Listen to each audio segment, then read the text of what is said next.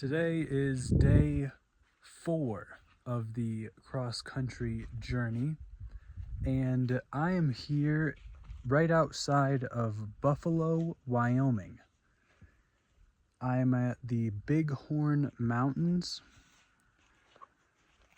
Currently, we are at just over 7,900 feet above sea level. So we've just about doubled the elevation since yesterday. Very exciting stuff because I'm trying to do quite a bit of running while I'm out here, and the higher the elevation is, basically the better the training will be for running. And I know the mountains are only gonna get bigger, so it's good to get a little bit of elevation training started at this 7,900 feet. Anyways, here we have the campsite. I picked this spot because it's nice and open, no trees, so I'll have plenty of sun for my solar panels to charge my electrical system. It seems as though there's 2 campfires here at the campsite, or there's probably 2 separate campsites because it's a pretty big little open spot. And yeah, but there's a burn ban going on right now because the fire risk is really high. Apparently it's been dry. The ground certainly is dry. Anyways, next steps are going to be unload the CT-70 and cook some food. So that's what I got planned for now.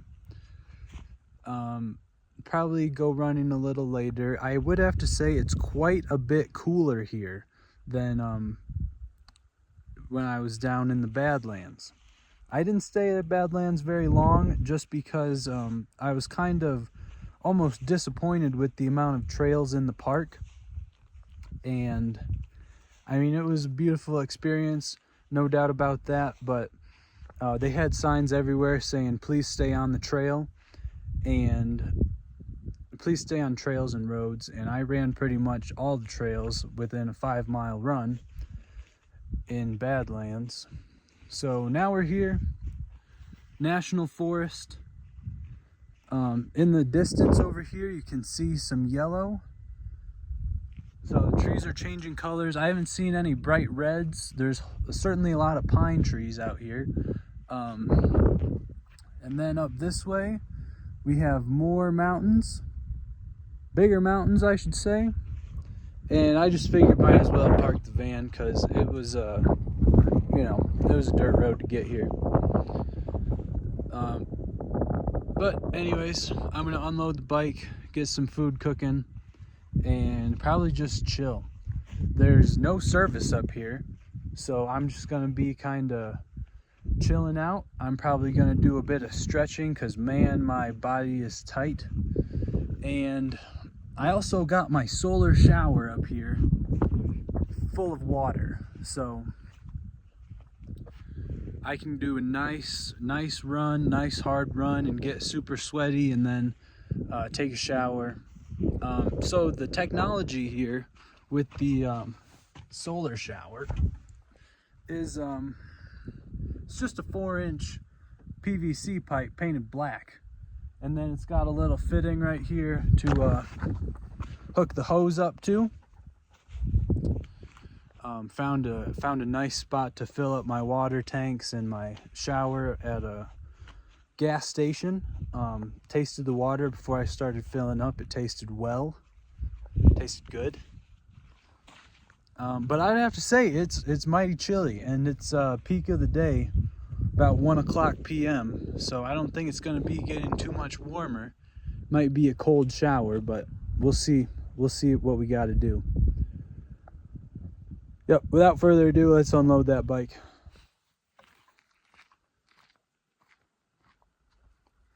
Alrighty, so I don't think I've mentioned it yet, but what I have on the roof of my van is 2 100-watt solar panels. So that would be 200 watts of solar going into 180 amp hours of batteries. I don't know if that's how you break it down, but basically 2 100 watt solar panels, 2 house batteries, I guess they'd be called, they add up to 180. So yep, that's what that is. And I have not ran my diesel heater all night long yet, so I'm pretty interested to see, how that holds up. One of the reasons why I picked this spot instead of somewhere in the trees, so I can really capitalize on that sunlight. Yeah, so I think we'll be fine. I really do think we'll be fine, but we'll see. We'll basically see, because the heater, it's definitely takes a bit of juice. It is the Bighorn 5 kilowatt diesel heater. So anyways, that's that. And I've been pretty happy with the amount of solar that I have right now. I haven't ran out of juice yet, just running off the fan, the rooftop fan, and the mini fridge that I got in there. So right off the rip, I think this campsite's gonna be pretty awesome. It's pretty flat, which is great.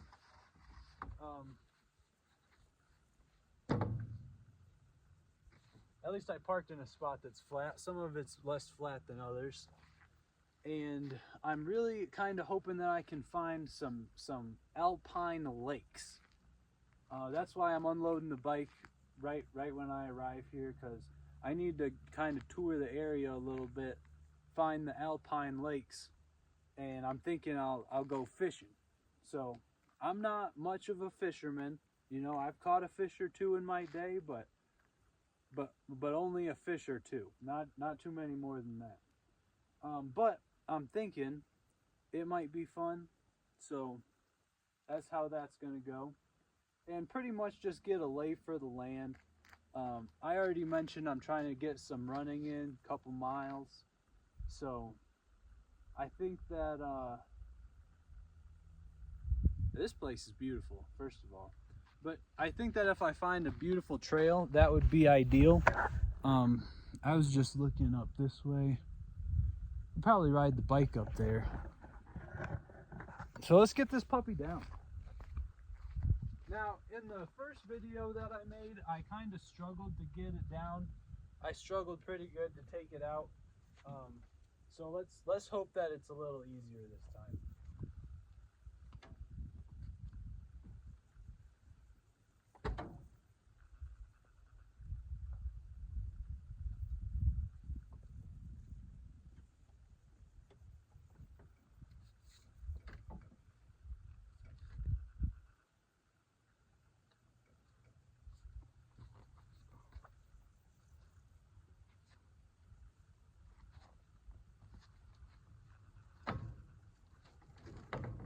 All right, I'd have to say that was pretty smooth. Much smoother than the first video I took yesterday. That's for sure. I'm halfway debating getting an aluminum ramp, like something a little wider maybe. But I'll tell you what, man, they're kind of pricey. And this piece of wood, well, it was honestly scrap wood. So I had a bit of wood left over from the build, the van build, and just whatever else I was working on. So just built that good little ramp. And yeah, now it'll be time to get cooking. Okay, so interesting little factoid about the bike here. I put an auxiliary tank on there. Just a good little, what is it? I think it's almost a half-gallon tank. So definitely nothing crazy. But I was riding through the Badlands yesterday, and that tank alone ran 30 miles. So I recorded it on my smartwatch here, and I got 30 miles of range off of the auxiliary tank alone, and I was very satisfied about that. I actually ended up riding 84 miles yesterday. So safe to say my back was pretty fed up with that by the end of that. But you know what? It was awesome. Good little scenic drive. And yeah, I was really pleased because, hold on.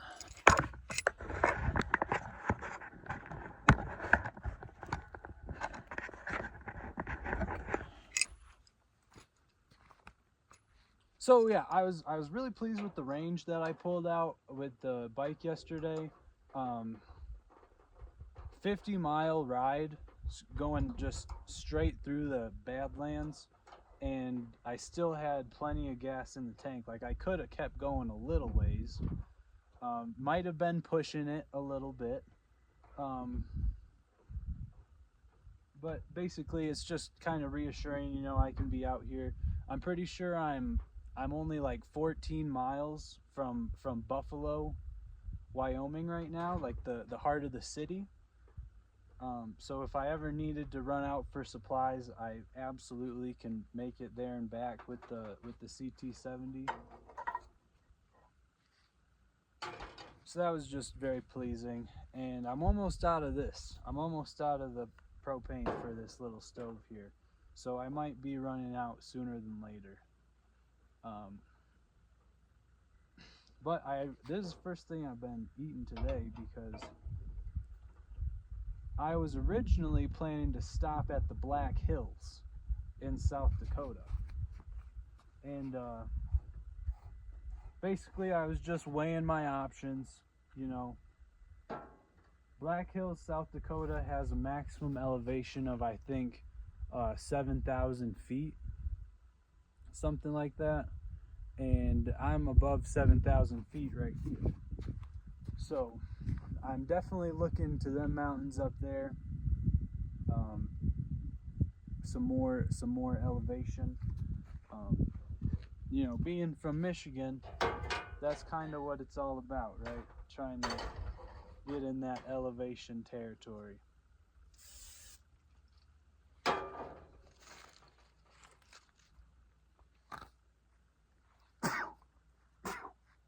Oh.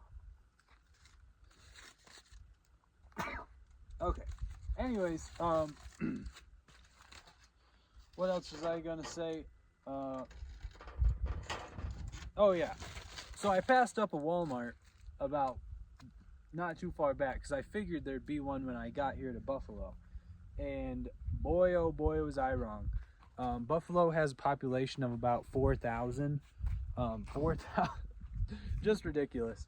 But yeah, there's very little accommodations. They wanted $3 for a can of beans down at the local grocery store, so I bought them anyways because I ran out. But it just is what it is, you know. I forgot my little lighter, so. Okay, so my weather app is telling me that it's gonna get down to 59 degrees tonight.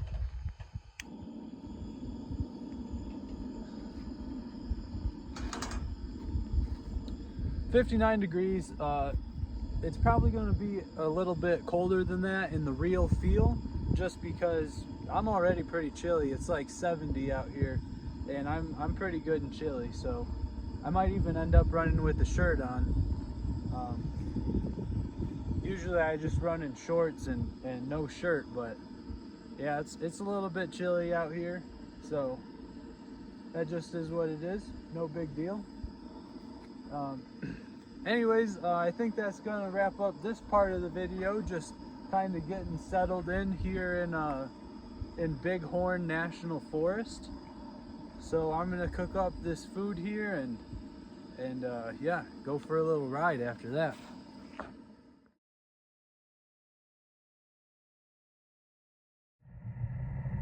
Alrighty, so October 2nd, 2025 is coming to an end. The sun is setting over these Crystal Lake Mountain. There's some other mountains, but the biggest one over there is Crystal Lake. I actually tried to run to the top of those mountains, failed miserably by the way as well. Only made it 2.5 miles in, so barely just over the first mound here. But you know what? It's all right. I was running about 12-minute pace. That's a little bit slower than I usually run, but it is what it is. 1,100 feet of elevation in 5 miles. So I would say it was a good run. Legs are certainly feeling it. So this is what I need. I need to get that training in. But to comment on these trails over here, some of the most treacherous terrain I have ever witnessed on a hiking trail before. I mean, it was rough. So I'm talking about rocks all over the trail. Big rocks, little rocks. I mean, I wanted to kind of go on some sightseeing. I did find some alpine ponds. I wouldn't call them lakes, I would call them ponds. I saw some fish.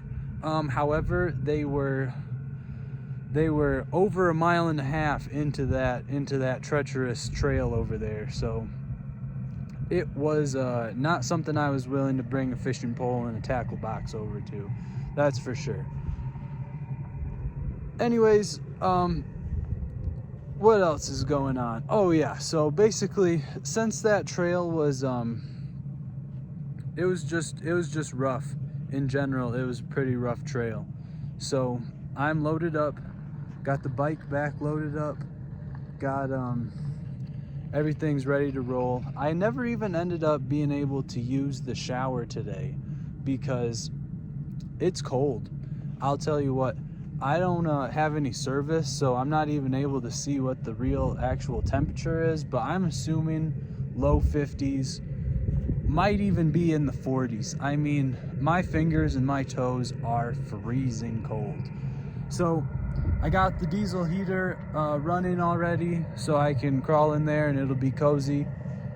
I got my setup. I'm gonna just read because it's only like 7 o'clock, so I'm not quite ready to go to bed, but I'm not gonna be outside anymore. I've been outside pretty much since I parked, and it was beautiful. I would even go as far to say as it got hot for a brief moment in time, and now it's getting cold. And I'm assuming as the sun sets, it's just gonna get colder. So that brings me to my next point, which is Yellowstone National Park and Grand Tetons National Park. That is where I will be heading out to tomorrow, October 3rd. Basically, you know, this place is awesome, but the trail was not something that I would want to go down again. And I'm assuming that the trails are very similar throughout the entire mountain. And plus, it's just desolate. I mean, I know it's kind of the end of the camping season for most people, but I've seen, you know, less than a dozen people all day.